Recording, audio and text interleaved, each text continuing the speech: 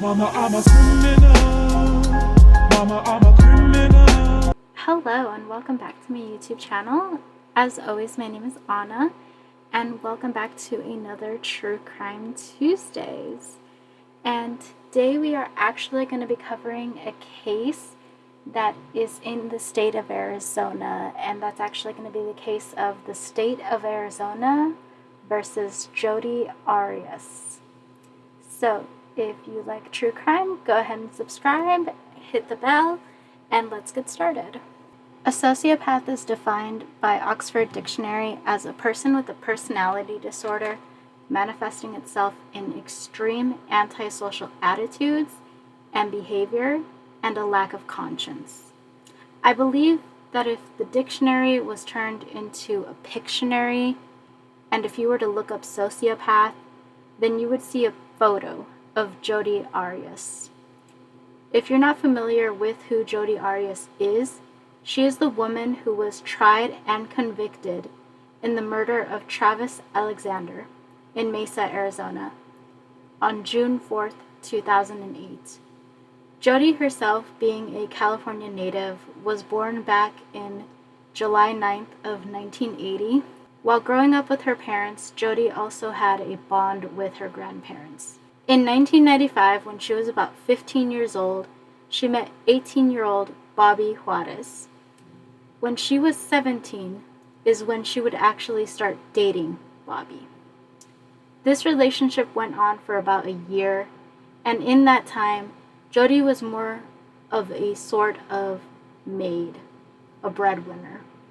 Bobby wouldn't work, and his trailer home was pretty much like a pigsty that Jodi was always having to clean up. Jodi would eventually drop out of school and become a waitress to actually make ends meet.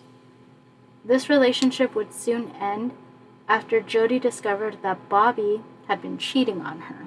After ending that relationship, Jodi would move on to the next guy, and in 2001, she would meet Daryl Brewer at a resort in Big Sur, California. And a little side note, this guy actually did end up being one of her supervisors.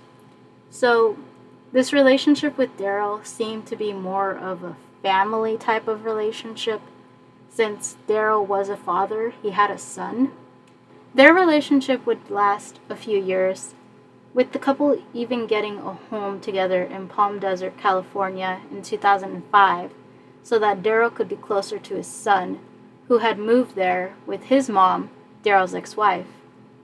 Soon after, though, the relationship would pretty much start to crumble, with Brewer explaining that Jodi had changed and just wasn't the same anymore.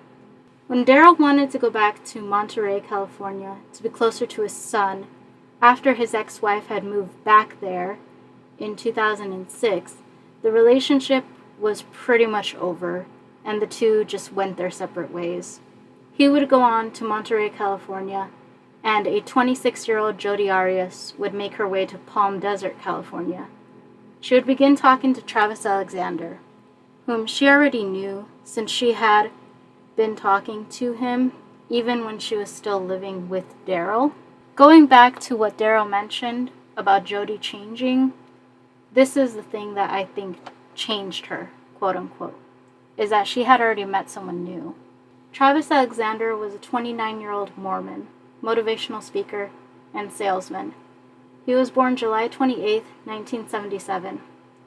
Travis was born to parents who were addicted to drugs and unfortunately chose those drugs over him. So Travis would actually be raised by his grandmother, who was very active in her church, and so Travis was brought up in the Church of Jesus Christ of Latter-day Saints, which is like a Mormon church. If you don't know much about Mormons, there are certain rules that Mormons must abide by to be part of the church. I did a little research. I found a few of the more popular rules that they have to go by. Their rules go as follow, though. No drinking coffee. Church every Sunday, there's no exceptions. No alcohol or drugs. This includes cigarettes. 10% of your income goes to the church through donations.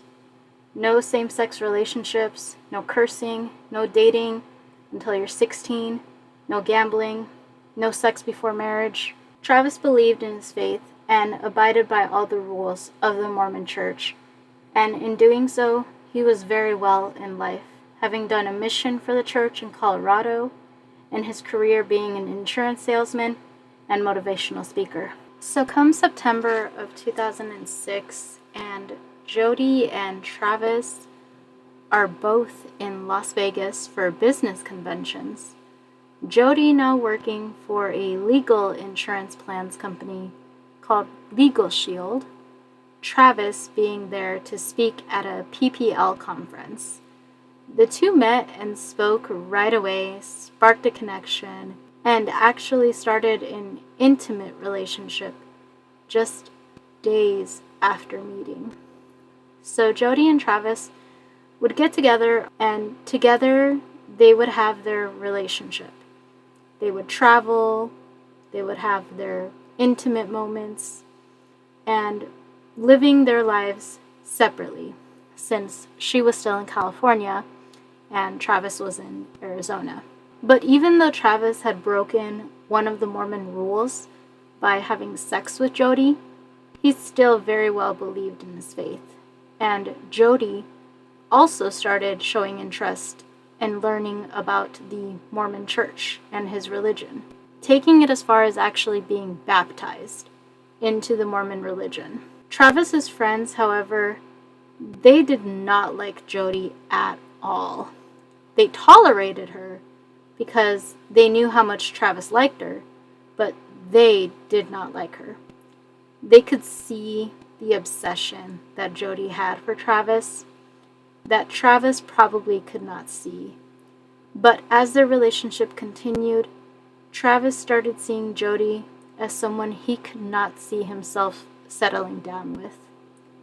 In the summer of 2007, on June 29th to be exact, Travis came to the conclusion that he no longer wanted a relationship with Jodi, and he broke up with her. Jodi would come from California to Arizona after they broke up. But it was probably because Travis and Jodi would still continue the intimate part of their relationship. So, pretty much, they're broken up, but they're still messing around. And while all of this is happening, Travis is seeing other women. Fast forward to December of 2007, Jodi and Travis, they're still messing around, but now Travis finds another woman that he actually wants to get into a real relationship with. And Jodi doesn't take this information too well, and she decides to go, and I'm doing air quotes here, psycho, and slash his tires, harass him via emails, send threatening emails to his new girlfriend via email. According to court documents, the two are still in their intimate relationship, and on January 8th of 2008, Jodi sends a text to Travis saying, and I quote, I fell asleep, but to answer your question, yes. I want to grind you, and I want to be loud, and I want to give you a nice warm mouth hug too. Smiley face. End quote. 10 days later, she would send a text saying, quote, my is so wet, end quote. In March, the two would travel together to Oklahoma and Texas, and come April is when their physical relationship, I believe, would start to fall apart. In April, Jodi would come back to California to live with her grandparents.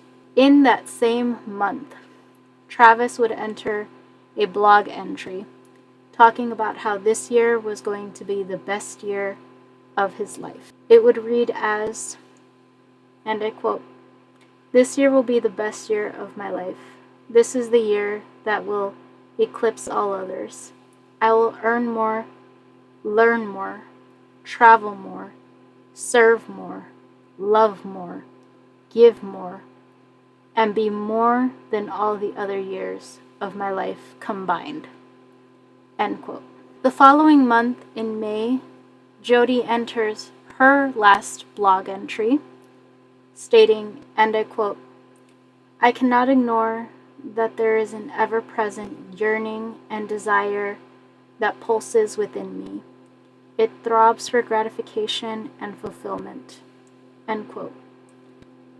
I interpret this myself as this is Jodi knowing that she can't have all of Travis. Well, the day that this post goes up, Jodi would get a text from Travis. And I quote, "Why don't you have him come and in the woods? I can only imagine you are so worried about me reading. You are paranoid because you have no respect for people's privacy, and you dare insult me of all people. Someone you should, through your actions, you hate more than love by denying me a human right of privacy countless times. You have a lot of freaking nerve. We are all not like you in that aspect." I believe he meant showed, not should, but that's what the text message read. But a week after this text was sent, Travis would post his last blog entry, and it would read as, and I quote, "I did a little soul searching and realized that I was lonely. I realized it was time to adjust my priorities and date with marriage in mind.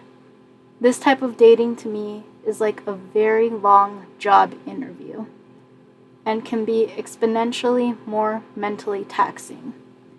Desperately trying to find out if my date has an axe murder penned up inside of her." End quote. So pretty much sounds like Travis is done with Jodi at this point, considering friends of Travis would say that in June of 2008, Travis told Jodi it was over, and he meant all the way over, after he thought that she had actually hacked into his Facebook account. Come June of 2008, on the 2nd, Jodi rents a car from a budget rent-a-car in Redding, California. She would make a road trip to Mesa, Arizona to see Travis, and a second trip to West Jordan, Utah to see a man named Ryan Burns, a coworker, and also someone who at one point possibly could have been a love interest of Jodi. I feel like this may have been the next man that Jodi would have gone after, in my personal opinion. But when she is in Mesa on June 4th of 2008, Jodi would go to Travis's home. The two would have sex. They would take photos. And ultimately, Travis's life would end. Jodi Arias would take one last photo of Travis alive before she would shoot Travis and stab him 27 times. Not only would she stab him 27 times, but she would stab him 27 times in the back of his head, and slashed his neck. Slashed his neck to the point where she almost decapitated the man, all while he was in the shower. This woman stabbed him in the back, shot him, did not even attempt to clean up the scene, and would just leave the home and go to Utah to see Ryan Burns, returning that rental car back to the rental place on June 7th of 2008. Jodi Arias would not be arrested for the murder until July 15th of 2008. But let's backtrack and look at everything that led up to her arrest. Travis's body wouldn't be found for 5 days. 5 days in a home, in a shower, in the state of Arizona, in the middle of summer, where temperatures can reach up to 120 degrees. It wasn't until his friends, concerned after not hearing from him, would go to his home to check on him. Friends would enter the home and then proceed to search around, eventually finding Travis's lifeless body in the shower and blood all over the walls, the sink, and on his own body. Later, medical autopsies would determine that Travis Alexander was stabbed, his neck slit from ear to ear, and shot, with the bullet being found lodged in his left cheek. DNA would be found on the scene, and a .25 caliber shell casing would be found on the floor of the bathroom. An interesting thing that would also be found was the camera. This camera was found in the downstairs laundry room, in the washing machine, having gone through a wash cycle. The camera would later hold key photos and evidence that would put Arias away. So after speaking with friends and the family of Travis, police determined that Jodi Arias was a potential suspect and needed to question her. Jodi would eventually sit and talk with Mesa police on June 17th of 2008, 13 days after Travis's murder. She would get fingerprinted and have DNA taken, as well as give her statement.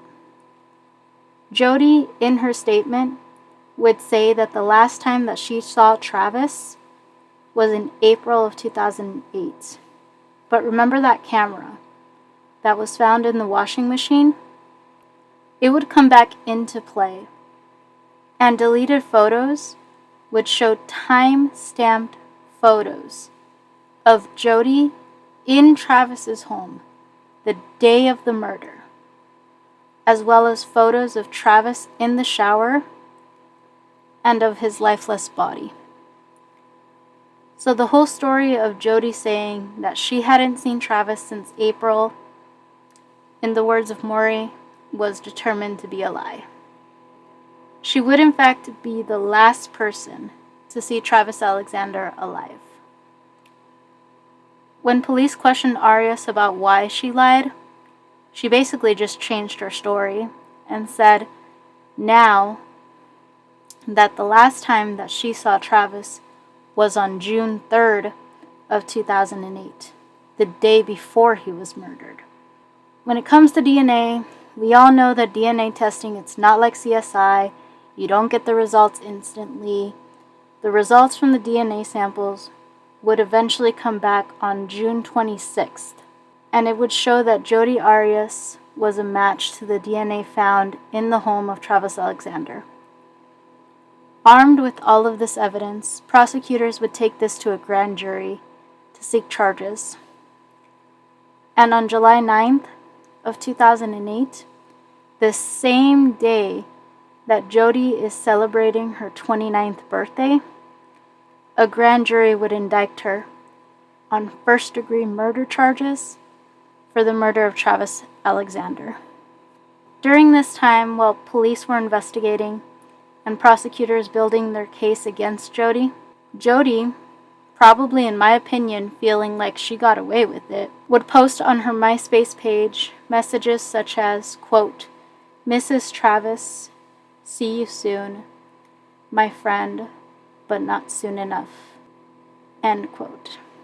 A whole photo album, which she would title in loving memory of Travis, and even had the nerve to attend memorial services that were being held in honor of Travis. Travis Alexander would be laid to rest on June 21st of 2008 in Riverside, California at the Olivewood Park Memorial Park. His obituary would read, Travis Victor Alexander, July 28, 1977 through June 4th, 2008. Travis was born July 28, 1977 in Riverside, California, and passed away on June 4th, 2008 in Mesa, Arizona. Travis lived each day as if it were his last, with many accomplishments, dreams, travels, and successes. He was an amazing individual who sought out to save the world with his positive influence, his motivational speaking, and his writing. He was well on his way to making all his dreams reality. Travis has touched so many lives and will continue in our hearts forever and always. We can never express the unbearable pain from this tragedy. We love him so much and cherished every precious moment with him. We will all miss his smile, the way he made us laugh, and everything about him. Travis is survived by brothers and sisters, Gary Alexander, Greg Alexander, Tanisha Alexander, Samantha Alexander, Hillary Wicks Cox, Stephen Alexander, Allie Tillman, grandmother Norma Sarvey, dog Napoleon, and aunts, uncles, and cousins, and many friends. So now we're at July 15th of 2008. Jodi Arias has been arrested by Mesa police detectives with the assistance of the Siskiyou County Sheriff's Office in her home in Northern California. So since the charges came out of Maricopa County in Arizona, Arias would need to be extradited from California to Arizona to face those charges. That would happen on September 5th of 2008, and on September 11th, she would enter a not guilty plea. The murder trial of the state of Arizona versus Jodi Arias would not begin until January 2nd of 2013, when opening arguments began in front of a 12-person jury and 6 alternate jurors, all of which were made up of 7 women and 11 men. The reason that it took so long for her trial to officially begin was because prosecutors were actually motioning for the death penalty. And in doing this, a death penalty qualified attorney had to be assigned, so the public defender that was originally assigned was withdrawn. On top of all of this, Jodi Arias would be giving interviews with local newspaper, the Arizona Republic, and a TV show, 48 Hours. When she gave her interview to 48 Hours, she stated that she did not kill Travis, that she was present during the murder, but that she did not kill him, that it was a home invasion, saying that once she realized what was going on, that she basically just grabbed her purse and left the home, leaving Travis there alone. The funny thing is that Jodi's younger sister would later go on to say that what Jodi said in her 48 Hours interview was a complete lie, and that she said his death, referring to Travis, was in self-defense. She was quoted by the Huffington Post in 2011 as stating, quote, "She was not under oath when she spoke on TV, and yes, she lied." End quote. Angela Arias wrote on Facebook after the Huffington Post sent her a request for comment, quote, "But it was because she was so in love with that man, she did not want people to know what a monster he really was. She wanted everyone to believe he was as amazing as they thought he was. My sister is innocent of the crime they are accusing her of. She did kill Travis, but it was not in cold blood. It was not for revenge. It was because she was afraid for her life." End quote. The trial would last from January 2nd, 2013 until May 8th, 2013, ending in a guilty verdict. During the trial, 3 jurors would have to be dismissed. The first for making prejudicial comments in front of other jurors, so basically giving their opinion on how they feel either about the case or about Jodi herself. The second juror was dismissed because they got sick, and the third was because they had actually gotten into trouble with the law themselves, getting a DUI. Jodi would take the stand in her own trial and testify that the reason that she murdered Travis was in self-defense, claiming he had slammed her to the floor after she dropped his camera and accidentally shot him with his own gun. Then pretty much blacked out, and next thing she knew, she is driving in the desert where she says she ditched the gun and cleaned up. Another thing that stood out to prosecutors in proving that Arias had actually planned the murder, because the first-degree murder charge is a premeditated murder, was the fact that she had taken gas cans with her on her trip to Arizona back in June. This helped prove premeditation, because who goes on a spontaneous trip to Arizona from California and take the exact amount of gas that would be needed for that trip? Maybe a person who had made the trip before and figured out exactly how much gas would be needed and didn't want to make any stops so that they wouldn't have video footage or credit card receipts later to show where they in fact were. In the end, though, on May 8th of 2013, Jodi Arias would be found guilty of first-degree murder, and her sentencing would be a whole nother battle. There would be a hung jury in the sentencing phase, since jurors couldn't decide whether or not to sentence Jodi to death. There would be a second jury, and again, the same conclusion. So finally, Jodi Arias was sentenced to life imprisonment with no possibility of parole. Jodi Arias will now live the rest of her natural life in a prison cell at Perryville Prison in Goodyear, Arizona. Now, I'm not saying Travis Alexander was a saint. He didn't deserve to be murdered, however. The two of them honestly just should have never been. As far as for the death penalty, everybody has their own opinions on it. I personally feel that she did deserve the death penalty, and she should have gotten it. She cold-heartedly planned, carried out, and executed the murder of a man, all because he did not want her.